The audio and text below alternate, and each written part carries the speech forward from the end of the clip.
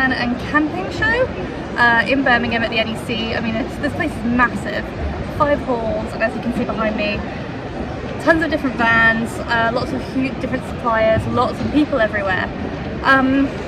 It's been really interesting. We've been here for about 3 hours.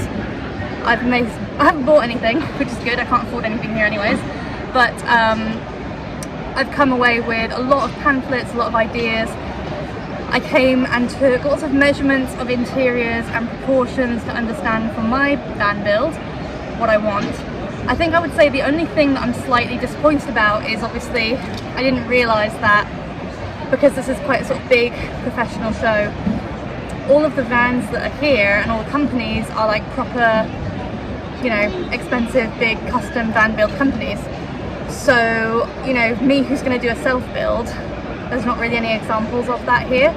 So it's been a really educational experience. It's been a properly fun day out. But yes, no worry of me dropping 100,000 on a, well, I'm looking at camper vans, but as you can see behind me, that's the like RV section, and I haven't even bothered to look at those. They're absolutely massive. I don't even know how you drive any of those. Maybe in the States when they have big roads. But anyways, a great day out. I'm happy I came, got lots of information, and yeah, just to keep working towards planning the van build for hopefully the end of the year. It is Saturday morning. I am outside in the garden and I'm going to try and do something with the hot tub. So obviously I think the last you saw was that it floated away and I almost lost it. Obviously I rescued it, and actually Bob managed to rescue most of the underlay bits, so I have to go and set them all out and see how much of it I actually have, if I have the whole thing or if I only have half of it. The other thing, which I will turn you around and show you, is that I don't know if you can see really, but the hot tub's looking a bit worse for wear. Essentially it's losing a lot of air, I think because it doesn't have any water in it and the temperature's fluctuating a lot. So at the moment the pump unit is in pieces inside because I haven't quite figured out how to repair it yet, so that's another job on my list today. But I think what I'm going to do is I've definitely got a hand pump, and I might even have an electric pump that I'm going to re-inflate the hot tub. I'm going to clean it out because I think it probably got some river water in it. Let's have a look. Yeah, it's got some water in the bottom, so we're going to take 2 of cleaning it all out, pump it up. I'm actually going to refill it with water. Now, my thought behind this is that having water in it will mean that it keeps its shape and it doesn't float away, which is better for it.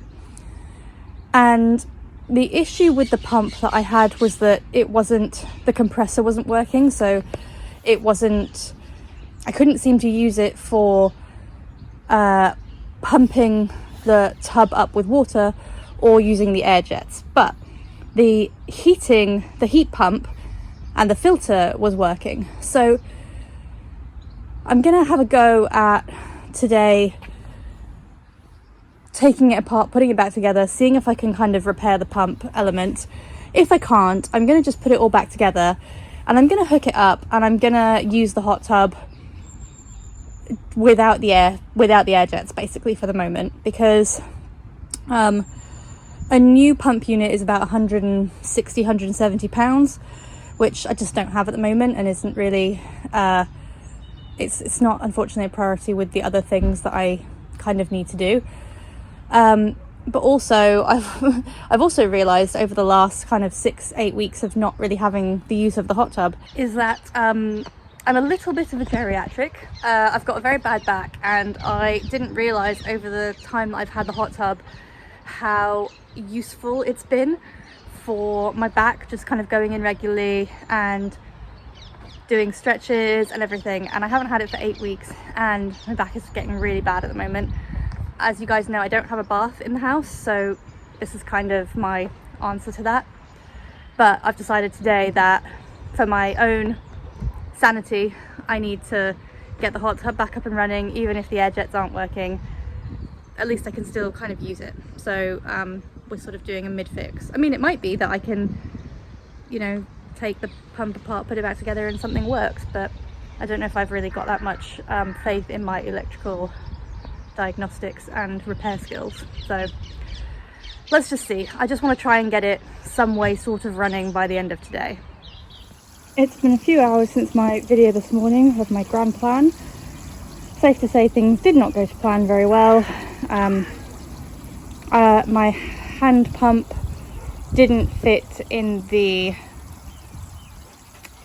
hole for the hot tub, so that didn't really work very well. And then I thought surely someone's got an electric pump on the island, and that was a bust. So then I tried taking, well, then I gave up on the outside bit and I managed to take the whole pump apart. I have kind of gotten to the point now where I don't know what I'm doing anymore. Well, I've taken everything apart, now I just don't know how to do anything. There's definitely areas of kind of rust and things, so might be that. So I'm hoping that maybe Simon will come and help me. Then I took Lemon out for a walk and I came back and I thought, let me just try the hand pump one more time. And I realised that I'd taken off, there was like an extra adapter that was on there that was making the hole smaller, so I took that off and then I was able to use the hand pump, and as you can see, I've pumped up both the bottom and the lid, so I'm very happy with that. I've cleaned it all inside and out, and now I'm refilling it. So the progress so far on fixing the pump unit is we took it all apart, we figured out that the circuit board and things seems to be working and fine. As you can see, there's no more compressor. We've detached the compressor, that seems to be seized. So we've removed the compressor. Simon's taking it home, he's gonna play around with it, use the multimeter, I don't know even what that is or what it does, but see if he can take it apart and figure it out. So round 2 tomorrow, I guess. I am attempting to reconstruct the hot tub pump unit. This is the compressor, which I think is the bit that wasn't working. And Simon, my neighbour Simon, has brilliantly, he took it home a couple of days ago, he's sort of cleaned everything and he said he got it working. So hopefully if I can figure out how to put this all back together again, which I'm not feeling hugely confident about because I took it apart over a few days and I've now ended up with, you know, a Tupperware full of screws and springs that I have to try and remember where they go. And yes, try and put all of this back together and hope that this was what was the problem, and so now this is possibly fixed and that everything will run. After, I don't know, half an hour, 40 minutes of struggling, I've put it back together. There's only one screw and one spring remaining. The one screw, I know where that was supposed to go, and that was an active decision not to put it back because I just couldn't get to it, but I think it's fine. The spring, absolutely no idea where it's come from. I really hope it's not an integral part of anything. I'm going to plug it back in and see if it wakes up again. And if it does, I guess we will take it down to the hot tub and reattach everything and see if we can get it going. Okay, we have the pump unit connected and connected to electricity and turned on. We have the hose filling up the hot tub. So once the hot tub is at the correct level, which you can see on the little markers, so maybe in an hour, I will turn on the heater and try everything out. Morning, it is, I don't know what day it is anymore, Tuesday morning. I'm about to head off to work, but I wanted to show you, after last night's plugging in and resetting and everything of the hot tub, look at this. It's alive, it's still working. It is up to temperature. And it is maintaining its heat. It seems pretty damn happy. How exciting. You know what I'll be doing this evening when I get home from work?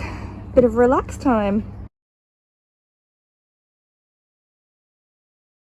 I am very excited because yesterday I received a rather large order from Amazon, and it is a new kitchen sink. I'll show you the old kitchen sink in a minute.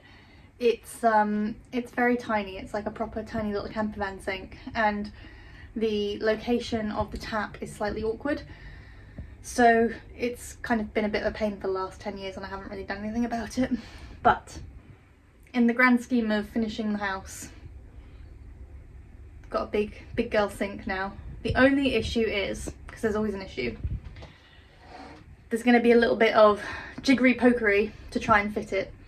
It should fit. I have measured a few times, but cutting the countertop will be delicate, and organising where the pipes go so that there's enough room, as well as I'll have to shift the dishwasher as well slightly, so it's going to be a little bit of a faff, but it looks so massive compared to the old one. And this isn't even like a massive sink, but it does look massive in my little house. So that's this weekend's fun and games. I can't wait to see it when it's in. It's quite exciting. So even though there's prep work to do in the kitchen, the first thing I've done is I've actually gone and made a cardboard template of the opening, because it's really important to ensure that I cut the right opening. So luckily it's got quite a good rim on it, but this will help in the kitchen really understand sizing and location and things. So that's one easy job done. I'm in the kitchen. I'm about to tackle the big job of the new sink. Now, it's not just a case of taking out the old sink and putting the new one in, because the new sink is deeper and I need to move the dishwasher down to the ground so that there's room for the new sink. So that's going to involve removing the dishwasher and then cutting out a hole in the bottom of the cabinets for the dishwasher to sit on the ground, although I do have some feet for it, so there's like airflow and stuff. And then taking out the old sink and the old tap and cutting the new holes and inserting and putting everything back together again. I've never done anything like this before. I am not a plumber, but I'm going to try and do it myself. And if I get stuck, I can always call Simon and ask him to come and help. But I think I should be able to do this myself if I go slowly and think about it. So here we go. First things first, turn off the water, turn off the electricity, disconnect the dishwasher and move it out of the kitchen so I've got space to work.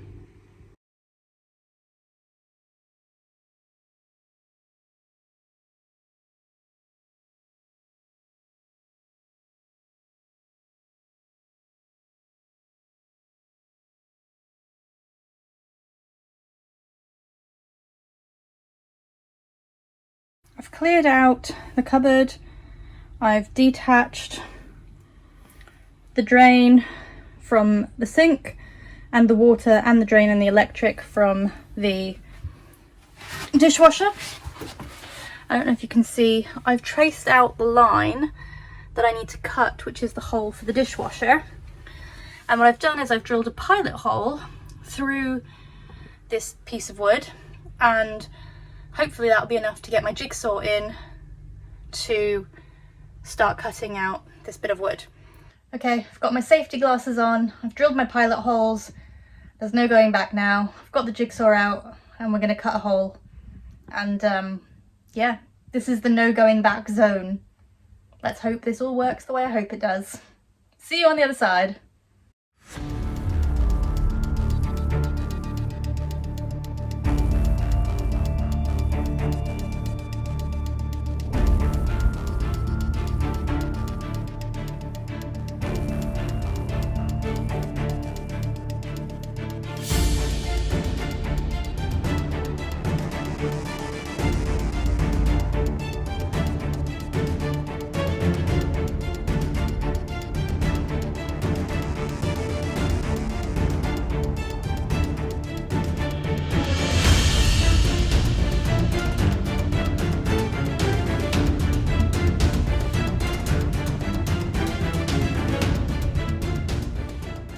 Ugh, major cleanup job.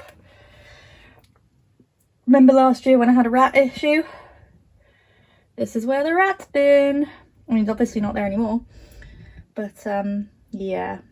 Gross. So, major cleanup. Managed to get the 2 big bits out. I need to try and get these bits out. And then I gotta try and get that bit out. Ugh.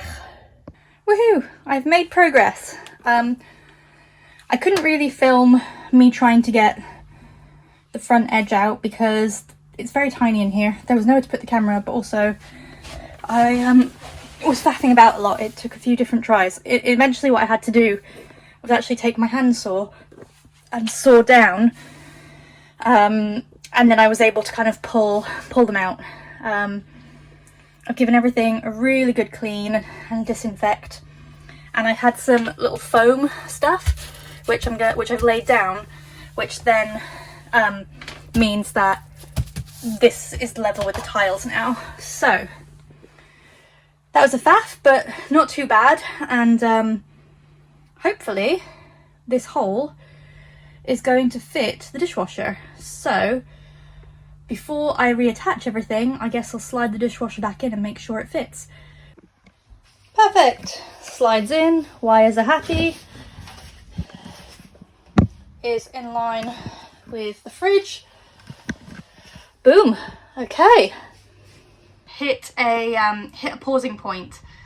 So obviously have managed to do the hole, and I've now reconnected all of the dishwasher, which is helpful. So that's good. I was just about to start disconnecting the, wherever it is, here, the tap, to then be able to get the sink out, to then be able to cut the new hole and figure out where the new tap's gonna go. But I've realised that, so this is the water in, and it goes straight along behind the sink up to the tap. Now, if the tap is now going to be located like here, then I need some extra connectory bits to divert the water up to here. And that's a little bit outside of my sphere of knowledge. So I have had to ring Simon to ask him to come around. He said he's going to come around in about half an hour. So I think I will get on with removing the sink, because that's just some screws and some silicone, I'm assuming, holding it together. Then that will give us good vision of the tap, and yeah, see where I go. Also, Lemon's desperate for a walk, so I better go and do that too before I keep going with this. But so far I'm very happy with how much progress I've made by myself. Yeah, this crazy idea might actually work. The sink is out. So now I'm going to attempt to disconnect the hose, which is up here, which goes into the tap, and then, yes, disconnect the tap completely so I can bring my template and figure out the new hole I need to cut. Here I have laid out masking tape on top of the countertop, approximately where I think the hole is going to be. And now that means that when I put my template down and I kind of square it up and measure it and everything, I can then draw my cut line around it so that I can see.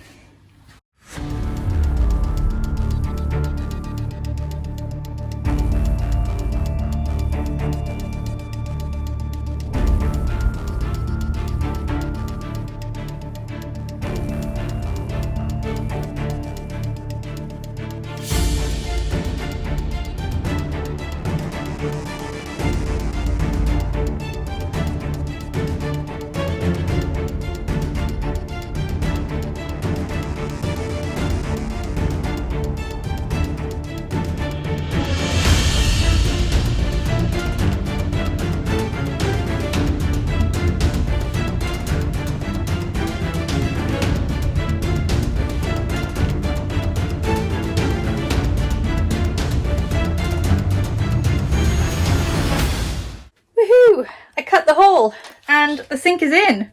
It fits. There's definitely a little bit of faffing around. I had to trim a few little bits, but it fits really, really nicely. It looks pretty straight. And oh my god, it's just so crazy to see a big sink. I'm so excited. As you can see, the place is an absolute mess. I mean, it's going to take me years. I'll be finding sawdust for years. So the next thing I need to do is to cut a notch for the overflow, because it's got a bit that sticks into the back.